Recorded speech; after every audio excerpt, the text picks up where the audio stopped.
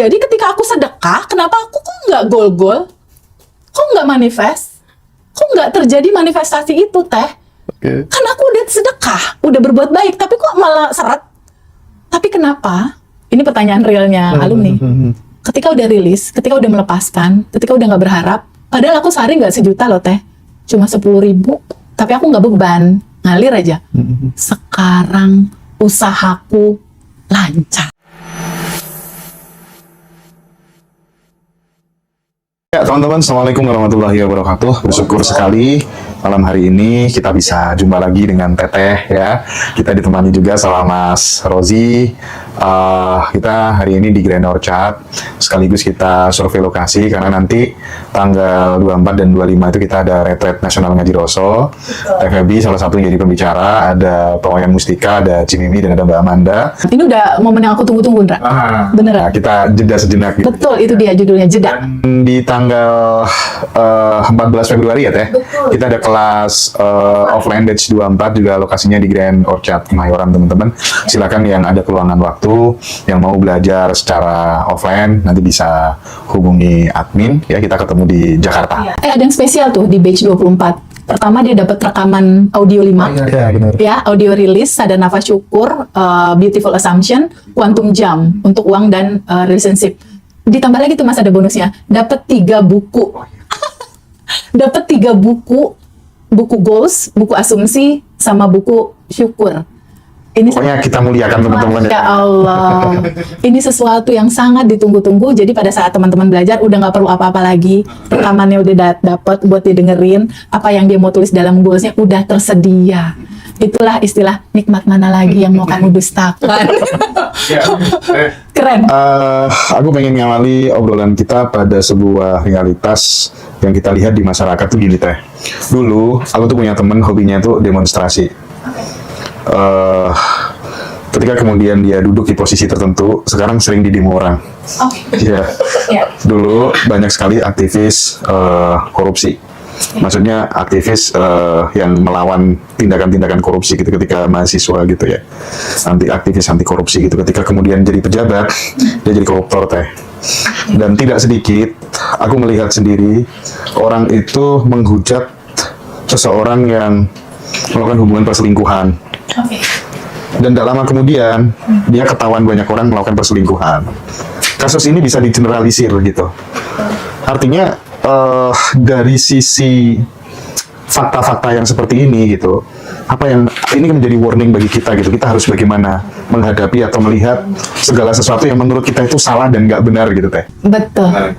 Wah, ini pembukaan yang luar biasa Mas Rizky. Karena benar, ini fresh, tadi siang baru kita dapat teman kita. Waduh. Kita satu organisasi, satu himpunan yang sering melakukan demo. Akhirnya itu terjadi padanya. Viral di kota kita Mas ya. Loh, dia teman kita di demo orang. Iya, ini sesuatu yang perlu menjadi sebuah perenungan dalam kesadaran. Ya, kembali lagi, kenapa kita sebut perenungan dalam kesadaran, Mas Rozi? Karena kacamata kita melihat, lihatlah dalam sudut pandang kesadaran. Sehingga apapun yang akan kita ulas, bukan untuk judul sebuah penghakiman. Bukan dalam sudut pandang itu. Bukan juga dalam judul menilai atau menghakimi. Bukan. Tapi melihat dari sudut pandang, melihat cara kita memandang dalam dunia yang benar gitu. Cara pandang yang benar. Sebetulnya apa sih yang terjadi? Pada saat situasi seperti yang tadi Mas Hendra ceritakan. Dulunya di mahasiswa dia berdemo, suatu saat dia ada di posisi tertentu, akhirnya dia didemo. Benar. Cara kerjanya tuh begini Mas. Yang harus kita ketahui, kita tidak akan pernah bisa terlepas dari apa yang dibilang hukum semesta Mas Hendra. Karena itu yang terjadi juga sama hampir semua alumni Abundant Revolution Mas. Mereka berangkat datang dengan membawa kisah cerita yang begitu sangat berwarna. Ini sama copy paste sama yang tadi diceritain. Kalau dari alumni TVB kenapa? Ini kisah nyata Mas Hendra. Seminggu yang lalu, peserta offline ada bercerita, TVB, aku udah di titik putus asa mau minum Baygon. Emang nggak ada cara lainnya yang lebih enak, nggak pahit gitu, yang lebih elegan gitu maksudnya, minum yang lebih elegan. Ya aku putus asa Teh. Kenapa? Kataku. Dia mulailah bercerita. Realitaku saat ini adalah suami pertamaku selingkuh. Akhirnya aku pisah. Suami pertama? Berarti ada suami kedua? Iya. Lalu menikahlah dia dengan suami kedua. Suami keduanya pelecehan seksual ke anak gadisnya dia. Dan itu membuat rasa sakit hati yang dalam sekali gitu. Berpisahlah Mas Hendra. Lalu dia menikah lagi ke suami ketiga. Suami ketiganya KDART-in dia. Sampai akhirnya dia baygon itu kan. Solusinya. Dan dia berdoa, harus seperti apa hidupku ini? Lalu dia diem, mencari insight. Insight yang keluar adalah TikTok Ngaji Roso. Ini versi dia ya Mas. TikTok Ngaji Roso masuk, ya, YouTube Ngaji Roso masuk. Isinya wawancara aku sama Mas Hendra waktu itu, yang bercerita tentang your daddy become your husband. Dia terkaget dengan itu. Akhirnya dia ikut kelas offline sama aku. Itu gimana teh ceritanya? Terus aku tanya, pada saat pernikahan kamu yang pertama, apa yang kamu rasakan? Dia bilang, kecewa, takut, cemas, khawatir. Oke. Pernikahan yang kedua apa yang terasa? Sama rasanya. Kecewa, anakku digituin sama suami. Marah, takut, khawatir. Yang ketiga, sama. Bukankah ini cerita yang berulang? Ya kan? Loopingan yang berulang. Nanti kita sambungin sama cerita demo tadi ya. Bukankah ini cerita yang berulang? Ini kisah nyata nih. Dan yang begitu modelnya, itu udah ada lebih dari 20 orang Mas Hendra. Artinya, analisa ini valid. Lalu aku tanya, pertama kali kamu pernah merasakan rasa sedih, kecewa, takut, kapan? Lalu diam sejenak, flashback lah dia masa kecil. Oh, Tete, aku pernah merasakan itu. Saat itu, papa mamaku bercerai. Aku menyaksikan papa mukul mama di depan aku. Udah mulai ada data tuh nih, kunci yang tadi. Ada record ya? Ada record. Pahami sama teman-teman semua. Hidup kita adalah tentang sebuah rekaman. Rekaman apa? Rekaman yang terjadi di 5 panca indera kamu. Dari apa yang kamu lihat, dari apa yang kamu dengar, dari apa yang kamu rasakan, dari apa yang kamu katakan di mulut kamu. Itu jadi data yang terekam. Data itu dimulai dari baby ada di dalam kandungan ibu. Hampir lebih dari 20 orang Mas. Termasuk yang tadi kita ngobrol offline. Itu cerita tentang endapan di dalam kandungan. Jadi ternyata si ibu yang tadi 3 kali menikah itu, pada saat dia hamil, situasinya ibu bapaknya sedang berantem. Ibunya lagi nggak suka sama bapaknya dengan situasi bapaknya waktu itu selingkuh. Jadi hamil dalam keadaan marah, cemas, kesel. Rasa-rasa ini sama seperti pernikahan pertama, kedua, ketiga si orang itu. Lalu anak ini lahir, tetap masih berantem, menyaksikanlah anak ini pertengkaran ibu bapaknya dengan mata kepala dia sendiri. Lalu ibunya ditendang sama bapaknya, karena bapaknya nggak mau dilarang lah tentang perselingkuhan. Ditendang depan anak ini, jangan tendang ibuku. Jadi ada kesedihan yang mendalam dari si anak ini. Dia rekam itu semua, dia lihat, dia rasakan itu semua, dan itu jadi data buat dia.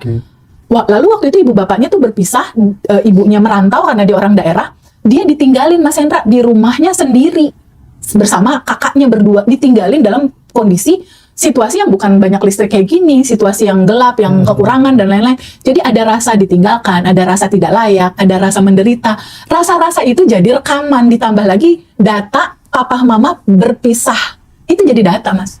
Ditambah lagi melihat KDART itu di kehidupan ibu bapaknya jadi data Mas. Data itu tersimpan, terekam di tubuhnya. Jika itu tidak diterima dan dilepaskan, data itu menyala di bawah sadar anak itu. Dan apapun energi yang menyala di bawah sadar Mas, dia mengundang. Nah, ini kuncinya. Mengundang realita rasa yang sama terjadi lagi di kemudian hari, di masa depannya dia. Karena sifat energi itu seperti air. Dia mengalir harusnya. Mengalir gitu. Masalahnya saat kecil kan kita nggak tahu ini harus diterima dan dilepas. Nggak tahu cara rilis kan. Terlanjur jadi data gitu. Otomatis menjadi realita. Jadi pada saat waktu itu si ibu itu melihat sebuah fakta. Dia flashback masa kecil. Teh tunggu.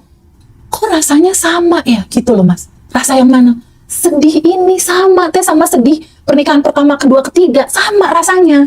Terus ketakutannya kok sama persis kayak gitu rasa takutnya. Jadi ini cerita energi yang sama di masa kecil yang looping lagi di pernikahan pertama, looping pernikahan kedua, looping pernikahan ketiga. Itulah faktanya Mas Hendra yang nggak bisa kita lepaskan. Nah, bukankah cerita inner child ini itu yang akan kita kupas di Ngaji Roso ya? Tanggal 24 dan tanggal 25 dipandu sama Mbak Amanda. Teman masih banyak yang belum tahu, itu tuh udah include kamar teman-teman ya, include konsumsi 3 kali, include t-shirt, dan 4 narasumber yang sudah capable. Oh, Itu 4 in 1 gitu, plus. Memuliakan. Nah, balik ke pertanyaan Mas Hendra tadi, sama Mas Rozi tadi, teh hubungannya apa? Pada saat mahasiswa atau bapak yang tadi itu remaja, demo, Benar. gitu kan ya, yang melihat siapa? Dirinya melihat kan? Iya. Matanya melihat kan? Itu jadi rekaman. Semua indera itu merespon berarti ya? Ya, semua indranya merekam jejak-jejak itu ada di tubuhnya. Oke. Ketika itu ada rekaman inilah yang akan jadi pantulan di masa depan dia. jadi sebenarnya apa yang kita lawan itu adalah ada bagian dari diri kita yang belum tuntas. Betul, belum selesai. Itu tuh sebenarnya bisa dipahami sebagai karma atau resonansi batin yang belum selesai atau gimana kalau menurut Teteh sendiri? Apapun di luar sana judulnya bisa apapun ya, Mas Hendra ya. Mau itu karma atau itu pantulan atau kalau di Al-Quran dibilang hukum zaroh. Hukum zaroh itu di Quran, ketika kamu berbuat baik sekecil apapun, walaupun sebesar biji zaroh, ya, kamu akan bertemu apa yang kamu lakukan itu. Kebaikan sebesar biji zaroh akan bertemu dengan kebaikan juga di masa depan sebesar biji itu. Kamu melakukan keburukan walau sebesar biji zaroh, kamu akan bertemu di masa depan dengan hal yang sama sebesar itu juga. Jadi mau dalam judul apapun itu cuma judul sih Mas. Tapi ini cerita tentang energi yang berputar. Semesta ngajarinya bukan dengan teori, tapi dengan praktik langsung kamu juga akan mengalami ya. Karena aku tuh baru aja melihat kan, ada seseorang terbuka aib gitu, tapi justru kemudian dihujat, dicaci maki nggak karu-karuan kan, dan diketahui banyak orang. Nggak lama kemudian dia melakukan hal yang sama dan kebuka, dan itu banyak cerita kayak gitu Teh. Iya Mas Hendra. Iya nggak Mbak? Nah, lo ngalamin katanya? Ngalamin? Saya yang pernah marah-marahin orang, wah caci maki, akhirnya kejadian. Nah, Pahami Mas, di Abundant Revolution, Mas Rozi, ada cara kerja hukum semesta seperti cermin. Dia hanya memantulkan apa yang kamu lepaskan secara rasa. Jadi kuncinya gini Mas Rozi, di dalam kehidupan ini buat teman-teman semua yang nonton ya, pahami, semesta itu nggak ngelihat orang lain. Semesta hanya melihat dirimu. Jadi ini kayak main bekel Mas. Ketika kamu melakukan sesuatu apapun itu, semesta hanya ngelihat kamu. Kamu melepaskan energinya, semesta hanya seperti pantulan cermin. Kamu melepaskan, dia memantulkan. Pantulannya kemana? Balik lagi Ke kita. Ya. Semesta ini nggak ngelihat orang lain Mas Hendra. Pada saat Mas Rozi ngelihat, ih Habib baik, aku mau doain Habib tambah ganteng, rezeki berlimpah, dia sehat, dia berkelimpahan. Lalu Mas Rozi itu kan baik banget yang ngedoain Mas Hendra, sahabatku biar tambah ganteng, tambah sukses, tambah subscribe-nya banyak, berkelimpahan. Lalu ngelihat lagi Mbak Fiona, aduh Mbak Fiona tambah cantik, cepet sold out, cepet berkelimpahan. Lalu ngelihat lagi ibu ini, lalu ngelihat lagi ibu ini. Pada saat Mas Rozi nyeritain doa buat orang lain, itu sama dengan Mas Rozi ngisi data di laptopmu. Kebaikan, kasih sayang, cinta. Ini laptop, ini infocus, ini layar. Ketika Mas Rozi ngisi data di laptopnya Mas Rozi, ada gambar Mas Rozi sama aku lagi senyum. Ini ada infocus, itu layar. Pantulan di layar apa? Kita berdua senyum. Pada saat ada di-insert lagi nih gambar di laptopmu nih, ada anak-anak Gaza lagi nangis. Di sana ada muncul apa? Anak-anak Gaza. Kalau nggak ada datanya, muncul nggak sesuatu di layar? Enggak. Kalau Mas Rozi kayak tadi, doain Mas Hendra, doain Mas Habib, doain Fiona, doain aku, doain siapapun. Mas Rozi doain orang, tapi kan data itu terekamnya di tubuhmu. Pantulannya buat siapa doa-doa itu? buat kita sendiri. Yes. Keren. Begitupun ketika orang lain berdemo, Mbak yang tadi marah-marah sama orang, dia lakukan di tubuh mana? Di tubuhnya kan? Marah-marah di tubuhnya kan? Mata dia melihat apa yang dia lihat? Dia lakukan itu jadi data buat diri dia. Cara kerja seperti cermin, dia hanya memantulkan apa yang dia ekspresikan. Itu yang mantul balik untuk dirinya. Berarti ini menjadi penting ya Mas ya buat kita semua ya untuk mawas ya. Kita kan biasanya sering tuh, woi, di parkiran di apa itu juga berarti merekam dong. Betul. Bahaya banget. cuman yang jadi masalah kan kita harus bisa membedakan gitu, mana sikap kritis yang didasari oleh sebuah kesadaran dan mana hujatan yang dipengaruhi oleh luka-luka batin di masa lalu yang belum selesai gitu. Karena kan tidak bisa kalau kemudian ada ketidakadilan ya tetap kita harus lawan lah. Tapi based on consciousness gitu loh maksudnya. Gitu tuh gimana? Betul, memang harus bedakan gini. TVB kalau kayak gitu berarti kita nggak boleh marah sama anak dong kalau anak berbuat nakal. Enggak juga. Tergantung latar belakangnya. Pada saat kita melakukan itu semua dasarnya itu cinta, kebijaksanaan, dan kesadaran, efek balik ke kitanya sesuai latar belakang itu. Oke. Agree. Sesuai latar belakang itu. Tapi kan kalau kayak tadi Mas Hendra cerita, TVB temenku ada ngegosipin nih, gosip selingkuh, gila ya orang itu selingkuh. Kejadiannya terjadi pada diri dia. Saya dulu self-agree kan, bayangan diri gitu, putar balik gitu. Karena kan kalau orang ngegosipin nggak ada cerita kasih sayangnya. Iya. Pasti cerita Dasarnya sudah kebencian dan gitu. betul. Dia akan mendapatkan judul yang sama seperti gambaran yang halus di belakang itu semua, latar belakang itu. Jadi terjawab kenapa pada akhirnya yang biasa demo akhirnya di demo karena 5 panca indera dia merekam, dan rekaman itu jadi file-file memori di tubuhnya, jadi program data yang akhirnya memantul di dalam realita dia. Oke. Itulah yang aku dan Mas Hendra kayak nggak bosen-bosen untuk menceritakan kesadaran ini. Terus pada saat kemudian kita melihat kesalahan orang lain, ini pertama kali yang harus kita sadari apa tadi, supaya tidak diputar balik oleh semesta dan hidup kita tetap ringan gitu ya, supaya kita nggak dibalikkan lagi saat melihat kesalahan orang lain itu gimana? Kita harus bagaimana? Misal ada sebuah kesalahan nih, Mas Rozi misalnya salah, misal gitu ya. Misal ya. Kesadaran yang harus muncul pertama kali adalah satu sikap yang harus menjadi bentuk ekspresi kita menyampaikan itu jangan atas dasar gue benci nih, gue pengen ngejatuhin dia, atau gue mau ngingetin dia biar dia malu, gue mau ngingetin dia biar dia kesal, tobatnya tuh sebenar-benarnya tobat. Di latar belakangnya ada latar belakang pengen gregetan gue nih sama dia, gue sebenarnya emosi banget nih sama sikapnya gitu. Ada sisi itu. Kalau ada sisi itu, pantulan getaran itu yang memantul jadi realita, Mas. Latar belakang itu Jadi sensasinya harus disadari dulu ya. disadari dulu. Pada saat mau melakukan itu, ini motivasinya apa nih? Kebijakan atau kebencian. Nah, betul. Mundur selangkah dulu ya Teh. Mundur dulu satu langkah. Sama seperti sedekah, Mas Hendra. Sama seperti sedekah. Pada saat kemarin ya, Oke. aku sedekah nih Mas Hendra nih, sama anak-anak yatim. Ada satu hal yang aku nggak setuju gitu. Aku biasanya kalau misalnya mendelivery itu ya memang karena aku merasa Allah tuh baik banget memberikan rezeki aliran yang buat aku lebih dari cukup.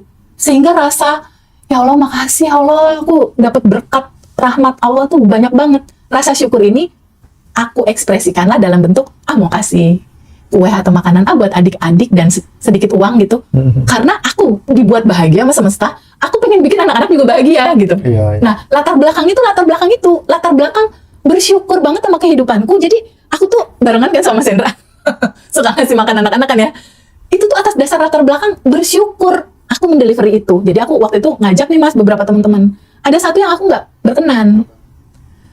Teman-teman aku yang lain pas donasi yang dilakukan apa? Pak Ustadz, tolong dong suruh anak-anak yatim doain aku. Doain aku naik pangkat. Ada, Bu Febi, bentar ya, itu tadi ada rombongan yang baru tuh. Kita mau doa bersama karena mereka juga ngasih makan donasi. Dia mau minta doain supaya nyalon jadi lurahnya jadi. Banyak Mas Hendra di luar sana yang donasi anak-anak yatim minta didoain sama anak-anak yatim agar dia lolos jadi caleg. Jadi apa yang dilakukan dari rumah udah ada latar belakang nih, mau nyuruh anak-anak yatim. Oh iya. Sama halnya kalau Rozi sedekah ke LC gitu ya, ada motifnya. Biar dapat nomor telepon. Mereka juga kerja punya keluarga kan gitu. Yang perlu dihidupin Membahagiakan juga kan ya, benar Soalnya gak kan, sih? tergantung niat kita. Apa kalau niatnya karena mengalirkan cinta yang berlebih di Kalau dalam nggak dia, dirimu kan gak apa-apa. siapa lagi Teh? Iya. Soalnya punya anak, punya orang tua yang harus dibiayai. Kan kamu juga sayang kan Iya, sama iya, anak-anaknya gitu. kan, ya kan? Nah itu Mas Hendra, jadi yang perlu kita sadari latar belakang dibalik aksi kita, latar belakang dibalik action kita. Karena semesta itu ngelihat latar belakang itu Mas. Sebentar Mas, aku kok keinget dulu kita pernah melakukan sesuatu Mas. Mas Hendra itu dulu sama saya sering bagi-bagi nasi Mas ya. Saya sampai sekarang Teh belum pernah yang namanya kekurangan makanan. Ada aja. Serius kan? Setiap pagi Mas Hendra itu pasti ini bagi-bagiin. Jadi kita bagi-bagikan itu ke semua orang yang ada di jalan. Oke. Terutama mohon maaf ODGJ, anak yatim dan janda waktu itu. Oke. Selama berapa tahun gitu Mas ya berjalannya. Masya Allah. Dan itu ternyata Dan itu ngalir aja kan, Ra? saya merasa itu nggak pernah merasa lapar, merasa kekurangan makanan dan lain sebagainya. Gitu. Ada aja meskipun kita pas-pasan waktu itu Iya. awal merit, tapi ada aja Iya. rezeki yang berupa makanan terutama itu Betul. nggak pernah habis. Karena ada pertanyaan gini Mas, dari beberapa alumni gini, Teh Febi, kenapa sih Bandan Revolution kok prakteknya simpel banget? Cuma sadar nafas syukur, release, sending love. Utamanya kan itu kan. Tapi kenapa di orang lain, disuruhnya tuh banyak macemnya gitu loh. Mandi kembang, mandi garam, mandi pandan, nyelam ke laut mana gitu, disiram Jadi sumur.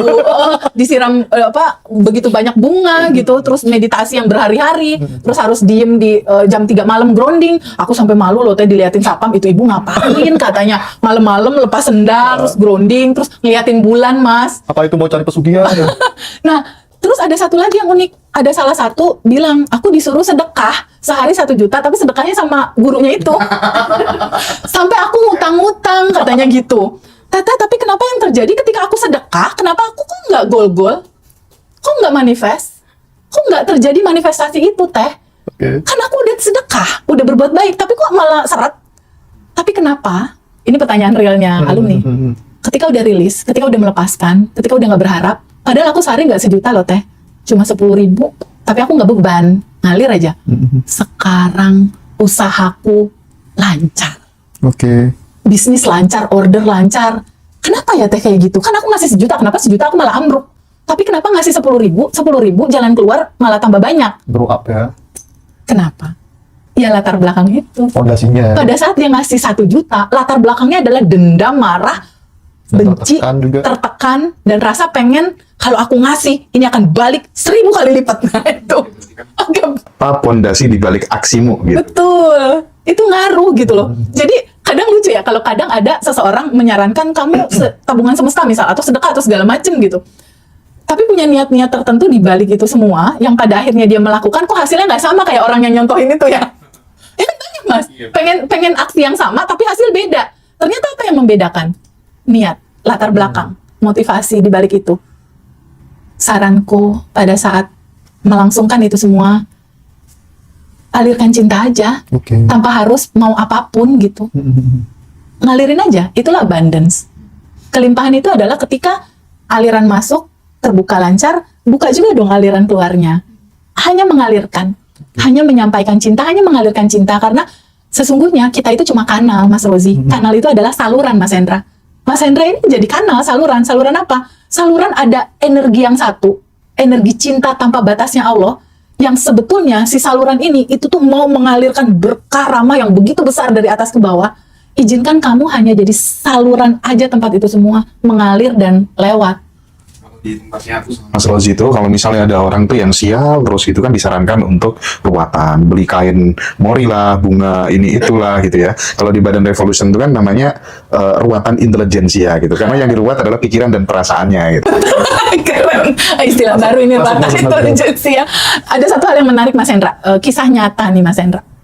Kadang orang berpikir bahwa kata abundant itu identik dengan uang, ya kan? Abundant, dia punya rumah, punya mobil, punya materi lah.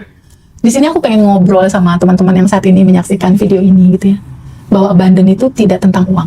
Karena fakta nyatanya, aku punya keluarga dari pihak mama ataupun papa gitu ya, ada keluarga lah.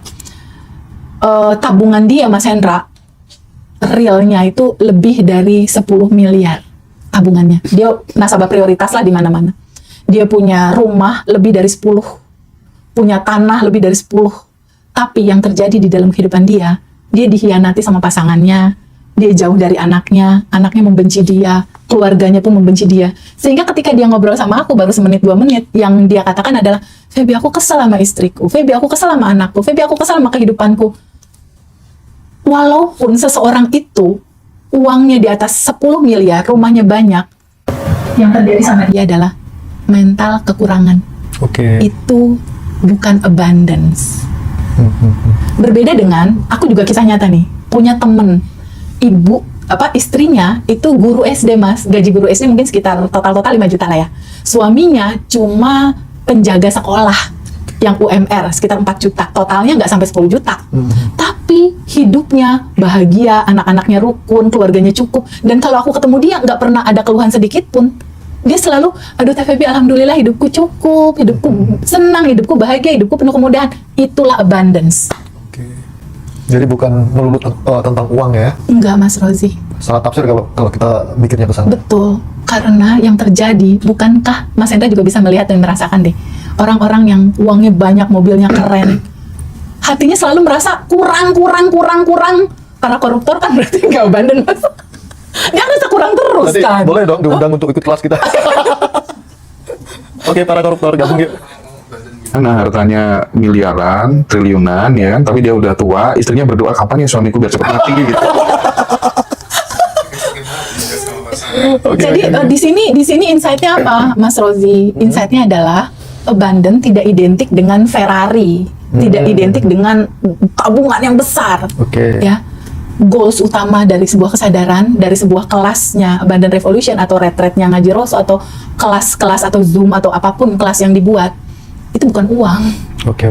Tapi seperti yang tadi tuh teman-teman yang offline, goalnya nggak uang dia, goalnya adalah kebebasan, Mas Hendra. Kebebasan dari apa? Dari rasa sedih yang menahun, Luka yang mendalam. luka yang mendalam, kepahitan, kesedihan, ketakutan. Bebas dari itu, itulah goals terbesar hidupmu. Oke. Kamu bertemu ketenangan, kamu bertemu kedamaian dalam hatimu, dan kamu bertemu kebahagiaan. Itulah goalsnya. Bahkan mungkin teh di level tertentu itu puncak dari abundant itu adalah ketika kita sudah tidak menginginkan apapun. Betul. Udah kayaknya di titik kita diem aja udah, ya Allah ini udah lebih dari cukup. Udah nggak ada lagi kata untuk kita memohon, meminta, berharap tuh kayak udah, ini udah lebih dari cukup. Di titik tertentu semuanya jadi udah ada dan tersedia secara otomatis aja gitu, Mas Rosi. Oke.